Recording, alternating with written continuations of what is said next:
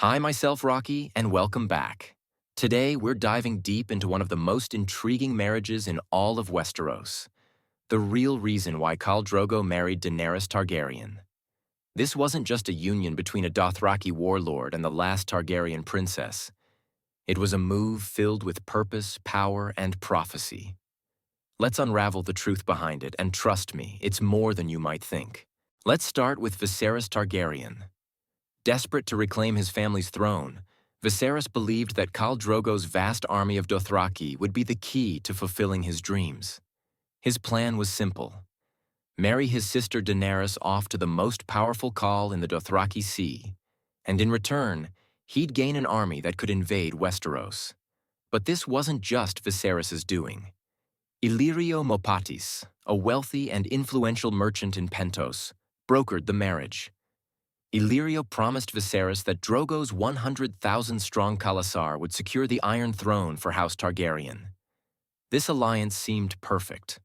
Drogo got a royal bride, Viserys would get an army, and Illyrio could benefit from the chaos that would ensue in Westeros. But Drogo's intentions were far more complex. He didn't marry Daenerys just to please Viserys or Illyrio. In fact, he had his own reasons that ran much deeper. In Dothraki culture, marriage is more than just a personal relationship. It's a tool for consolidating power. Drogo, as the leader of the largest Khalasar, would not have taken Daenerys as his wife for something as trivial as her beauty. In fact, their wedding night itself is a significant departure from how Viserys and the world expected a Dothraki warlord to act. Drogo didn't force himself on Daenerys, despite the Dothraki's reputation for brutality. Instead, he displayed patience and restraint, offering Daenerys a choice. This act alone tells us that Drogo didn't see Daenerys as just a bride. He saw her as something far more valuable, someone who could help him fulfill a greater destiny. That destiny was tied to the Dothraki prophecy of the Stallion who mounts the world, a figure destined to unite all the Khalasars and lead the Dothraki to rule the world. Drogo believed that Daenerys, with her Valyrian bloodline, was key to fulfilling that prophecy.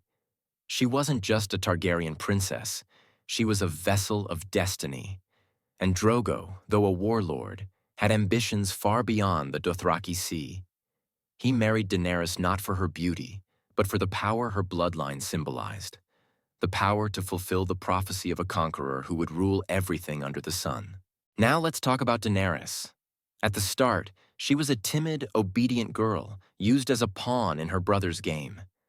But this marriage with Khal Drogo became the turning point in her journey, from a frightened girl to a powerful, self-assured ruler. It's easy to look at this union and see Drogo's dominance. But in reality, the marriage was a stepping stone for Daenerys to embrace her destiny. Drogo's leadership in the brutal world of the Dothraki pushed her to evolve. We see this transformation begin when she learns the Dothraki language, stands up to Viserys, and eventually takes command of her own life. The next time you raise a hand to me will be the last time you have hands.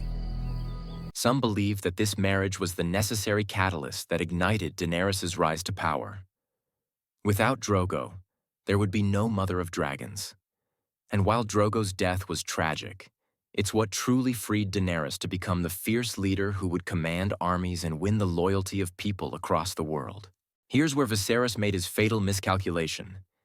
He believed that Drogo would honor his promise and help him reclaim the Iron Throne. Viserys thought he could manipulate Drogo and gain power through this marriage. But Viserys couldn't have been more wrong. Drogo had no real interest in Westeros or Viserys' ambition. The Dothraki didn't care about foreign thrones or crowns. They cared about power through strength, conquest, and glory.